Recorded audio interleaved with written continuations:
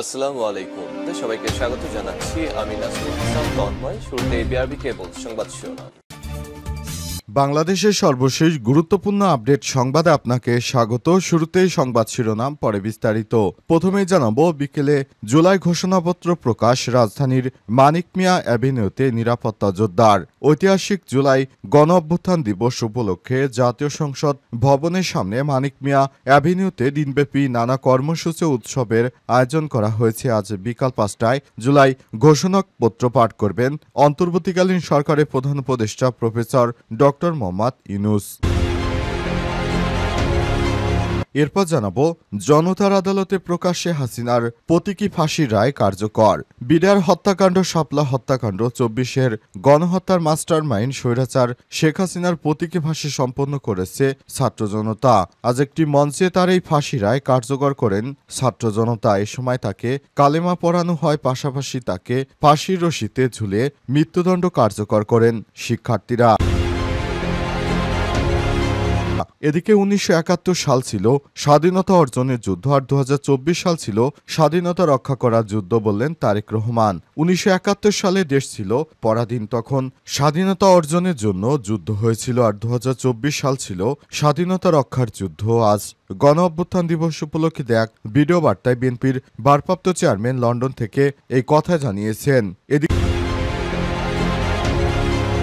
গণ অভ্যুত্থানে হামলা, জাবির 64 শিক্ষার্থী আজীবন বহিষ্কার, সনদ বাতিল 73 জনের। গত বছরের 14 থেকে 17 জুলাই পর্যন্ত গণ অভ্যুত্থানের সময় আন্দোলনকারীদের উপর হামলার ঘটনায় জড়িত থাকার অভিযোগে 64 জন শিক্ষার্থীকে আজীবন বহিষ্কার করেছে জাহাঙ্গীরনগর বিশ্ববিদ্যালয় জাবির প্রশাসন। এবং সর্বশেষ জানাবো, চাঁদাবাজি টেন্ডারবাজির বিরুদ্ধে প্রয়োজনে আবারও গণ অভ্যুত্থান হবে বললেন চরমোনাই পীর। ক্ষমতায় যাওয়ার জন্য চাঁদাবাজি ও টেন্ডারবাজি ও দখল বাণিজ্যে লিপ্ত বিএনপি তাদের প্রতিহত করতে হলে প্রয়োজনে আবারও গণ অভ্যুত্থান ঘটাতে হবে বলে হুঁশিয়ারি দিয়েছেন চরমোনাই পীর ও ইসলামী আন্দোলন বাংলাদেশের আমির মুফতি সৈয়দ মোহাম্মদ রেজাউল করিম পীর সাহেব চরমোনাই। আজ তিনি এই হুঁশিয়ারি দিয়েছেন। তিনি বলেন, এই দিনে গণ অভ্যুত্থান হয়েছিল, আবার একটি গণ অভ্যুত্থান হয়ে যাক, যেখানে আমরা স্বৈরাচার এবং পাশাপাশি যারা চাঁদাবাজ রয়েছে তাদেরকে দেশ থেকে বিতাড়িত করব ইনশাআল্লাহ। প্রিয় দর্শক, এতক্ষণ শুনছিলেন সংবাদ শিরোনাম, এবারে বিস্তারিত। তবে তার আগে বন্ধুরা, অনুরোধ থাকবে এই সংবাদটিতে একটি লাইক দিন। এই চ্যানেল আপনি নতুন হয়ে থাকলে আমাদের সংবাদটি দেখতে দেখতে চ্যানেলটি সাবস্ক্রাইব করে রাখুন। কমেন্ট করে বন্ধুরা আপনার মূল্যবান মতামত জানিয়ে দিন আপনি বিশ্বের কোন দেশ থেকে বা বাংলাদেশের কোন স্থান থেকে আমাদের সংবাদটি দেখছেন এবং শুনছেন। আর বন্ধুরা, এই সংবাদটি আপনার সোশ্যাল মিডিয়া ফেসবুকে শেয়ার করে বন্ধুদেরও দেখার সুযোগ করে দিন। এবারে বিস্তারিত। বিকালে জুলাই ঘোষণাপত্র প্রকাশ করা হবে, মানিক মিয়ায় নিরাপত্তা জোরদার। ঐতিহাসিক জুলাই গণ অভ্যুত্থান দিবস উপলক্ষে জাতীয় সংসদ ভবনের সামনে মানিক মিয়া অ্যাভিনিউতে দিনব্যাপী নানা কর্মসূচি উৎসবের আয়োজন করা হয়েছে। আজ 5 আগস্ট বিকাল 5টায় জুলাই ঘোষণাপত্র পাঠ করবেন প্রধান উপদেষ্টা অধ্যাপক ডক্টর মোহাম্মদ ইউনূস। এ উপলক্ষে মানিক মিয়া অ্যাভিনিউতে নিশ্চিত নিরাপত্তা ব্যবস্থা জোরদার করা হয়েছে। অনুষ্ঠানে আগতদের তল্লাশির পরে ভেতরে প্রবেশ করতে দেয়া হচ্ছে। আজ রাজধানীর জাতীয় সংসদ ভবনের সামনে মানিক মিয়া অ্যাভিনিউ ঘুরে এমন চিত্র দেখা গেছে। সকাল থেকে মানিক মিয়া অ্যাভিনিউতে উভয় পথে যান চলাচল সাময়িকভাবে বন্ধ রাখা হয়েছে। অনুষ্ঠান স্থলে চারপাশে মোতায়েন রয়েছে আইন শৃঙ্খলা রক্ষাকারী বাহিনীর বিপুল সংখ্যক সদস্য।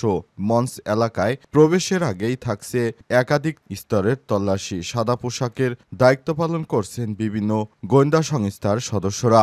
আজ বিকাল 5টায় সব রাজনৈতিক দলের প্রতিনিধি, জুলাই শহীদ পরিবারের প্রতিনিধি, আহত যোদ্ধাদের উপস্থিতিতে এই ঘোষণাপত্র পাঠ করবেন অন্তর্বর্তীকালীন সরকারের প্রধান উপদেষ্টা প্রফেসর ডক্টর মোহাম্মদ ইউনূস। ভবিষ্যতে যেন বাংলাদেশটা একটি সুন্দর জায়গায় যেতে পারে, এই প্রত্যাশাকে সামনে রেখে এই ঘোষণাপত্র দেবেন অন্তর্বর্তীকালীন সরকারের প্রধান উপদেষ্টা প্রফেসর ডক্টর মোহাম্মদ ইউনূস। সে অনুযায়ী তিনি সর্বাত্মকভাবে কাজ করে যাচ্ছেন। জনতার আদালতে প্রকাশ্যে হাসিনার ফাঁসি কার্যকর। বিরার হত্যা, শাপলা হত্যা, ২৪-এর গণহত্যার মাস্টারমাইন্ড স্বৈরাচার হাসিনার প্রতীকী ফাঁসি সম্পন্ন করেছে ছাত্র জনতা। আজ 10:36 জাগ্রত জুলাই ও জুলাই ঐক্যের আয়োজনে জাতীয় প্রেস ক্লাবের সামনে প্রকাশ্যে এই ফাঁসি কার্যকর করা হয়। এ সময় উপস্থিত ছিলেন সাবেক সেনাবাহিনীর কর্মকর্তা লেফটেন্যান্ট কর্নেল হাসিনুর রহমান, ইনকিলাব মঞ্চের মুখপাত্র শরীফ ওসমান হাদি, বৈষম্যবিরোধী ছাত্র আন্দোলনের সাবেক কেন্দ্রীয় সমন্বয়ক ও জুলাই ঐক্যের সংগঠক এবি জুবায়ের, জুলাই ঐক্যের সংগঠক ও সাংবাদিক ইসরাফিল ফরাজি, জাগ্রত জুলাইয়ের সিনিয়র সহসভাপতি শামীম হামিদি সহ বিভিন্ন সংগঠন ও নানা পেশার মানুষজন। হাসিনার প্রতীকী ফাঁসির রায় ঘোষণা দেন জাগ্রত জুলাইয়ের আইন বিষয়ক সম্পাদক অ্যাডভোকেট তানজিলা ফেরদৌস। ফাঁসির আগে প্রশাসন এবং হার্টবিট পরীক্ষা করেন রায়হান মাদ্রাজি। ফাঁসির রশিতে ঝুলানোর সময় জল্লাদের ভূমিকায় ছিলেন আলিফ জাওয়াফি। কালিমা পাঠ করান জুলাই ঐক্যের সংগঠক মোস্তফা হোসেন। ফাঁসির মঞ্চের নির্দেশনায় আজিজ সাইফুল্লাহ। অনুষ্ঠানে সভাপতিত্ব করেন জাগ্রত জুলাইয়ের প্রতিষ্ঠাতা সাধারণ সম্পাদক ও মুখপাত্র কবি মুন্সি বোরহান মাহমুদ। রায় কার্যকরের আগে বক্তারা বলেন, শেখ হাসিনাকে আজ আমরা প্রতীকী ফাঁসি দিচ্ছি, এটা যেন প্রতীকীতেই সীমাবদ্ধ না থাকে। আমরা জানি বাংলাদেশে আইনি কাঠামো খুবই অগাছল, রায় কার্যকর হতে দীর্ঘ সময় লেগে যায়। আমরা চাই আগামী 1 বছরের মধ্যে সকল কার্যক্রম শেষ করে গণ অভ্যুত্থানের দ্বিতীয় বর্ষপূর্তি ৩৬শে জুলাইয়ের মধ্যে শেখ হাসিনা সহ সকল গণহত্যাকারীদের ফাঁসি কার্যকর করা হোক। ১৯৭১ সালে স্বাধীনতা অর্জন যুদ্ধ, ২০২৪ সালে স্বাধীনতা রক্ষা যুদ্ধ বললেন তারেক রহমান। বিএনপির ভারপ্রাপ্ত চেয়ারম্যান তারেক রহমান বলেছেন, আমরা ১৯৭১ সালে রক্ত দিয়ে আমরা বাংলাদেশকে স্বাধীন করেছি, আর ২০২৪ সালে আমাদের অস্তিত্ব রক্ষার যে লড়াই সংগ্রাম অব্যাহত ছিল সেটি আমরা কার্যকর করেছি বলে মন্তব্য করেছেন তিনি আরও বলেন, আমরা এমনভাবে গণ অভ্যুত্থানে অংশগ্রহণ করেছি যাতে করে ভবিষ্যতে আর এদেশে আর কোনো ফ্যাসিস্ট সরকার ফেরত আসতে না পারে। অন্তর্বর্তীকালীন সরকারের নির্দেশে এবার জুলাই ঘোষণাপত্র অর্থাৎ ২০২৪ সালের আন্দোলনকে স্বীকৃতি দেওয়া হচ্ছে। এটা অত্যন্ত ইতিবাচক একটি ঘটনা। আমরা চাই দেশটাকে একটি সুন্দর পর্যায়ে নিয়ে যেতে। জন্য অন্তর্বর্তীকালীন সরকারের প্রধান উপদেষ্টা প্রফেসর ডক্টর মোহাম্মদ ইউনূস দেশটাকে যেভাবে সামনে এগিয়ে নিয়ে যাচ্ছেন তার প্রতি কৃতজ্ঞতা জানিয়েছেন তারেক রহমান। তারেক রহমান বলেছেন, ইনসাফ ভিত্তিক গণতান্ত্রিক ও মানবিক বাংলাদেশ গঠন করলে শহীদদের রক্তের ঋণ শোধ করা সম্ভব হবে। ফ্যাসিবাদের বিরুদ্ধে জোরালো অবস্থান তুলে ধরে তিনি বলেছেন, বাংলাদেশে আর কখনোই ফ্যাসিবাদ কায়েম হতে দেওয়া হবে না, কাউকে গণতন্ত্র হত্যা করার সুযোগ দেওয়া হবে না, বাংলাদেশকে আর কখনোই তাবেদার রাষ্ট্রে পরিণত করতে দেওয়া হবে না। এ সময় তিনি আরও বলেছেন, ফ্যাসিবাদের বিরুদ্ধে এবং গণতন্ত্রের প্রশ্নে জাতীয় ঐক্য এখনও বহাল রয়েছে এবং ভবিষ্যতেও থাকবে বলে আশাবাদী তিনি।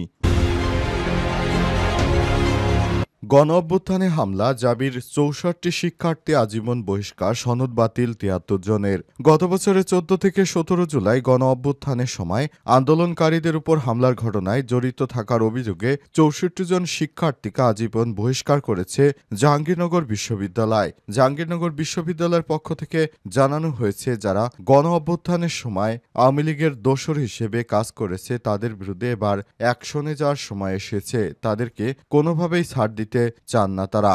অন্তর্বর্তীকালীন সরকারের প্রধান উপদেষ্টা ক্ষমতা আসার পর সমস্ত দুষ্কৃতকারীদের এক এক করে আটক করা হচ্ছে। গত দিবাগত রাত ৩টায় সিন্ডিকেট সভা শেষে এই তথ্য নিশ্চিত করে জাবি উপাচার্য অধ্যাপক কামরুল হাসান। গণ অভ্যুত্থানের সময় হামলা সংক্রান্ত অনুসন্ধান কমিটির প্রতিবেদনের উপর ভিত্তি করে এই সিদ্ধান্ত নিয়েছে জাবির সর্বোচ্চ নীতি নির্ধারণী পর্ষদ সিন্ডিকেট। উপাচার্য অধ্যাপক কামরুল হাসান বলেছেন, হামলাকারী শিক্ষার্থীর সংখ্যা ২২৯, এদের মধ্যে ৯৯ জন জাবির সাবেক শিক্ষার্থী ও ১৩০ জন বর্তমান শিক্ষার্থী। বর্তমানে শিক্ষার্থীদের মধ্য থেকে ৬৪ জনকে আজীবনের জন্য বহিষ্কার করা হয়েছে। আরও ৩৭ শিক্ষার্থীকে ২ বছরের জন্য, ৮ জনকে ১ বছরের জন্য, ১ জনকে ৬ মাসের জন্য বহিষ্কার করা হয়েছে। যারা ছাত্রলীগের সঙ্গে জড়িত ছিল তাদেরকে দ্রুত সময়ের মধ্যে শাস্তির আওতায় নিয়ে আসা হচ্ছে বলে জানিয়েছেন তিনি।